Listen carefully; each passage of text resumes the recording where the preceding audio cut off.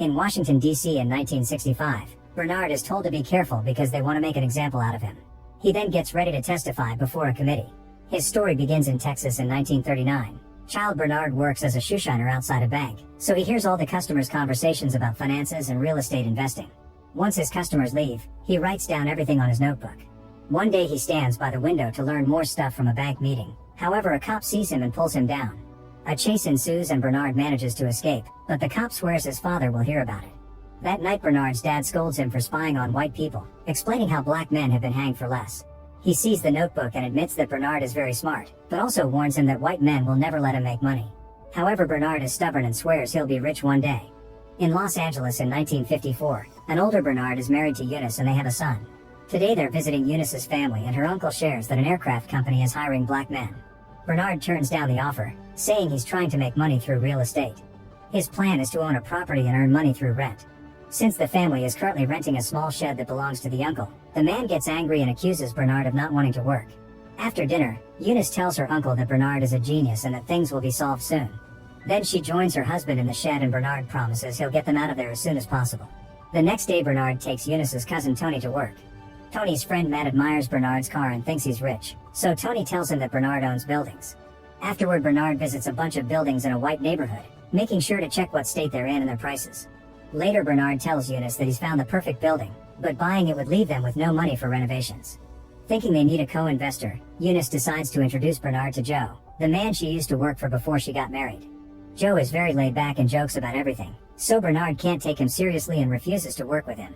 The couple leaves without sharing their business idea, and on their way out, they see the governor coming to visit Joe because they're friends.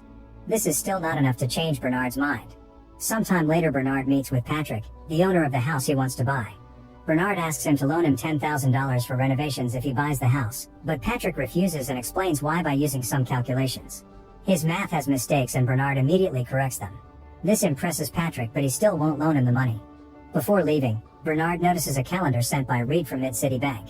Then Bernard goes to that bank and asks for Reed. The secretary tells him Reed isn't available, although Bernard can see he is, which means he's being kicked out because of his race. Instead, Bernard decides to wait outside the bank. Eventually Reed leaves work and Bernard immediately approaches him to tell him about a business idea that would benefit both him and Patrick. That night Bernard tells Eunice that he didn't get the loan. At that moment he gets a call from Patrick, who has heard that Bernard used his name to talk to Reed. Patrick asks him if he thinks what he did follows normal business customs, and Bernard answers no. This makes Patrick happy because he likes people who don't follow normal customs like himself, so he announces that Bernard can go to the bank in the morning to get the loan and he'll be his guarantor. Afterward, Eunice and Bernard go to a club to celebrate. Joe approaches Bernard and keeps on teasing him, so Bernard likes him even less. The next day, Bernard and Tony are already working on renovating the property. One of the tenants sees them and calls them out for being in a white neighborhood. Bernard explains he's the new owner, but the old lady doesn't believe him. Moments later Matt arrives to help and Bernard asks him if he'd be fine working for a black man. Matt answers that the only color he cares about is money green. The trio spends the day working hard on the renovations. Soon two cops arrive saying the old lady complained about the black men working in the building. Bernard shows them the paperwork that proves he's the building owner and the officers quickly leave. After the renovations are done, Bernard moves to one of the apartments and is seen by the old lady, who moves out the next morning to avoid living next to a black family. Soon more black people are asking to rent the apartments and the property is fully leased in just a few days. Patrick is impressed and asks Bernard to be his business partner. Bernard can choose the buildings because he has a good eye and Patrick will be the face to avoid bigotry. The men shake hands and agree on 50-50. For the next few weeks the new business duo continues to buy properties and their business blossoms. Matt and Tony help them with the renovations and Eunice chooses the decorations. One day Bernard asks Eunice for ideas for a huge house, only to reveal this is their new home. Sometime later, Patrick is found dead in his bed. After the funeral, Patrick's wife announces she wants to end the business and offers Bernard 25% of the money. Bernard calls her out since he's supposed to own 50%, but since his name isn't on any papers, he must take this or nothing. The lawyer tells Bernard that to prove the original arrangement, he'll need a witness. Bernard goes to the bank to see Reed, but he refuses to receive him. On his way out, Bernard looks at a sign that makes him realize how much space the bank needs. He visits Joe and shares his idea. They should work together to buy the banker's building.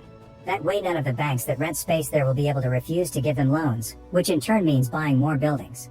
Joe likes the idea but thinks nobody will want to sell to black men, so they invite Matt to be the face of the business.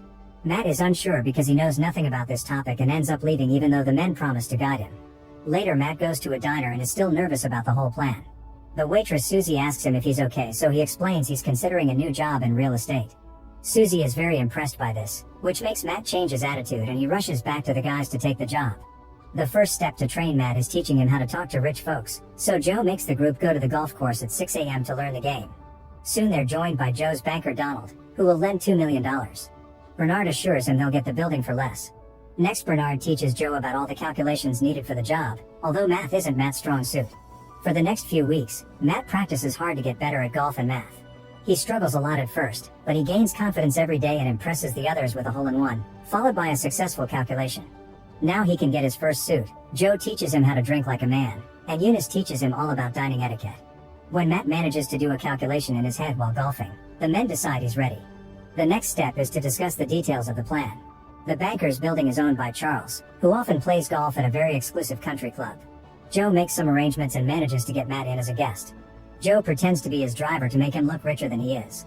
Using his golf skills, Matt manages to impress everyone and successfully organizes a meeting with Charles in his office. Joe and Bernard train him for a week, and when the day comes, Matt is ready to answer all of Charles' questions. He's memorized all the calculations and repeats them by pretending he's doing the math on the spot. In the end, Charles agrees to sell the building for $1,560,000. After the group celebrates, they start to redecorate the office and their relationship with the bankers grows very quickly. Soon they're getting the loans they need and buying lots of buildings in fancy white neighborhoods. This economic stability allows Matt to marry Susie. In just a few months, the trio becomes the biggest real estate businessmen in the state, and they even get to meet the vice president. A few years later, in 1963, Bernard returns to Texas with his family to visit his father. The old man is happy to see him and even tells him how proud he is. The next day he takes a walk with his son and has to explain why here the fountains are separated. Bernard stops at the corner where he used to work and asks the new shoe shiner to do his shoes, but the man refuses because he's black. Then Bernard stares at the bank where he learned everything and gets an idea. When Bernard returns to Los Angeles, he tells Joe that he wants to buy the bank in Texas. Joe points out they know nothing about running a bank, which is very complex and will be even harder because Texans won't like a black man in charge. Bernard points out they can use Matt again and explains that there's a large untapped market because black people aren't allowed to borrow money. After a long argument, a very reluctant Joe ends up agreeing just not to lose Bernard as a partner, calling it a bad idea. Sometime later, Donald helps Matt buy the Texan bank for Bernard and Joe. As part of the deal, the previous owner and his son Robert will still have a 20% interest. Afterward, Bernard starts visiting all black people in Texas to let them know that the bank has changed policies and now black people are welcome. However, he also asks them to keep it discreet since racist folks won't approve of the bank doing this. All the loans are done through Bernard and Matt, and soon lots of black businesses in the neighborhood are flourishing. After 3 months of this, Robert, who still works at the bank, notices how many loans Matt has been approving, so he wonders where all these new clients suddenly came from. Matt dodges the question and Robert is so suspicious that he starts following him. He finds him chatting with Bernard and takes pictures. That night when Matt goes home, Susie admits she hates Texas. She also points out that Matt is only getting a salary when supposedly he was promised to be partner. The next day, Robert shows up at Bernard's house while he's having a meeting with Matt and Joe. He tells them he has no issue with working for black people, but he's worried that if the locals find out, their business will sink. Then he shows them the reason for his worries, a letter from the U.S. Treasury Department announcing they'll do an inspection in 1 month because they've received anonymous complaints about the bank making too many unsafe loans.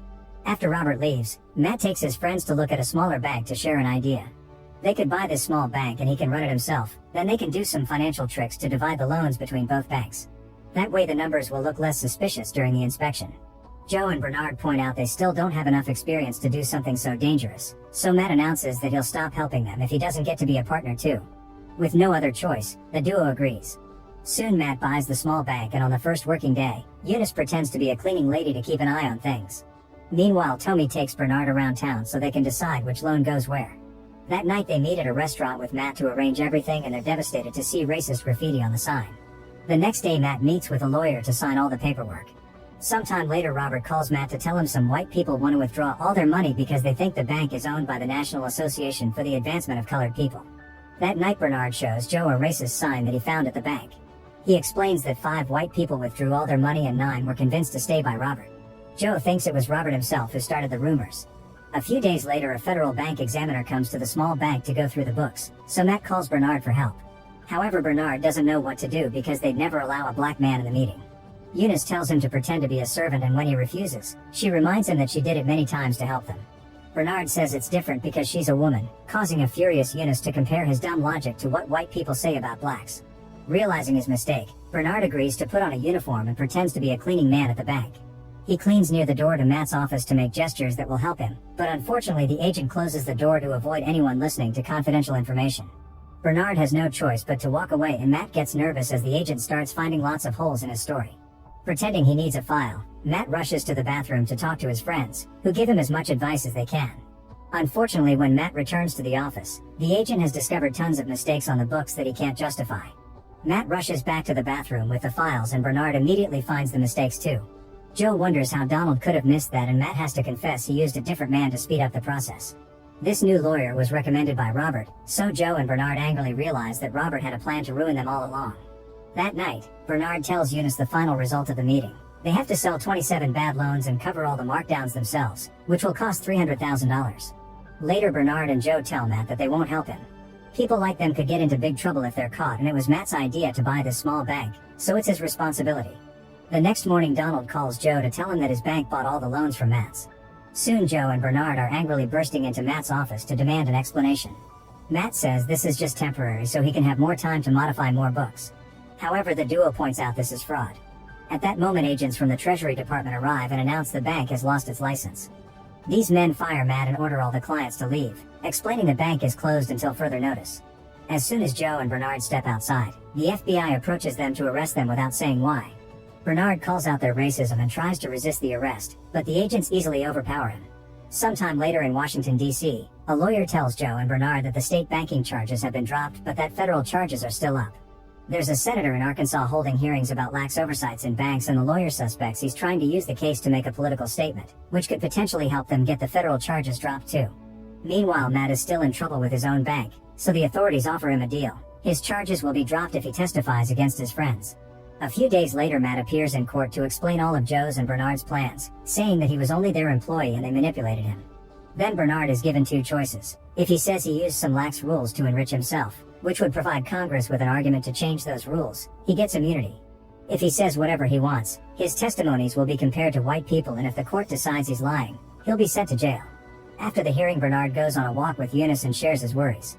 If he takes the immunity deal, he won't be able to bring to light all the issues black people have in the banking system. Eunice tells him she'll support him no matter what. Before entering the courtroom, Bernard meets with Joe and they reminisce about all these years of working together. In the testimony, Bernard says that the country's founding documents declare that all men are created equal, but this isn't the case in the law. Ignoring all the warnings he receives about losing immunity, Bernard stands up with a cleaning uniform in hand and explains that if a man can't get a loan, he can't start a business or buy a home, which goes against the American dream. In the end, the government takes Joe's and Bernard's fortunes and sentences them to 3 years in federal prison. They lose all the buildings too, although Eunice keeps one house because it was under her name. Robert ends up buying the bank back for a very low cost. When the duo finally leaves prison, Eunice doesn't understand why they're laughing. They reveal that Matt talked to them before testifying to explain he would spend 50 years in prison if he didn't betray them. The guys agreed to let him do it, and in exchange, Matt bought 2 houses for them in the Bahamas before the government could take the money. Thanks to Joe's and Bernard's testimonies, in 1968 the Congress passes the Fair Housing Act, which makes it illegal to refuse to sell or rent property on the basis of race, religion, or gender. Make sure to subscribe and turn on notifications so you can watch more videos like this. Thanks for watching.